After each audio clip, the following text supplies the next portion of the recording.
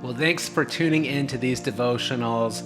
My name's Brandon. I've been here just getting ready to record this week's podcast, but I'm excited to take a break and dive into the Word with all of you as we continue to seek God first in these times. Well, my mother-in-law just sent me an excerpt that she received from a letter from some missionaries in Europe. And I thought it was really interesting. They were talking about the coronavirus and where it got its name and the meaning of that. You know, viruses are typically classified by their shape, and this COVID-19 is one of many viruses that fit the corona shape. Well, when you translate the word corona to English, it translates as crown.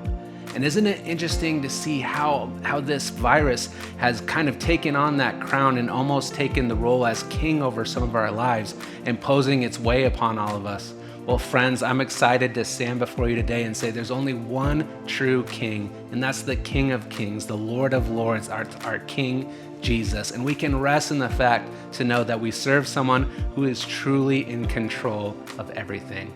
Well, I wanted to take a moment and dive into Matthew chapter 25, starting in verse 34, so we can get some idea around what this kingdom looks like and how the behavior of those people in the kingdom are. So let's take a look starting in verse 34. Jesus is saying, "Then the king will say to those that are on his right, 'Come, you who are blessed by my Father, inherit the kingdom prepared for you from the creation of the world.'" Well, right off the bat there, that was encouraging to me to know that God's been preparing a place for me since even the creation of the world. So that is a verse that we can hold on to and take some rest. But he continues and says, "For I was hungry and you fed me. I was thirsty and you gave me a drink. I was a stranger and you invited me into your home. I was naked and you gave me clothing. I was sick and you cared for me. I was in prison and you visited me."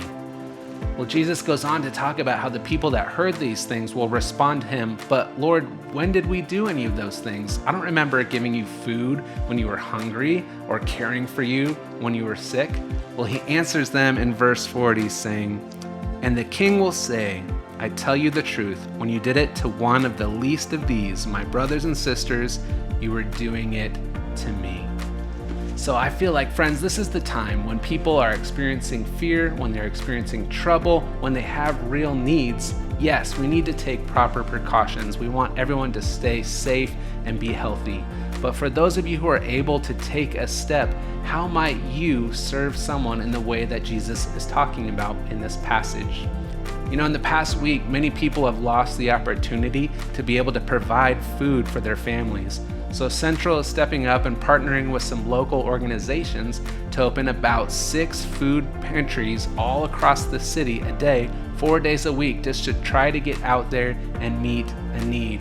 Friends, how might you be able to step up and meet a need? Is there a neighbor that you might be able to run an errand for, deliver some supplies to, maybe grab some groceries?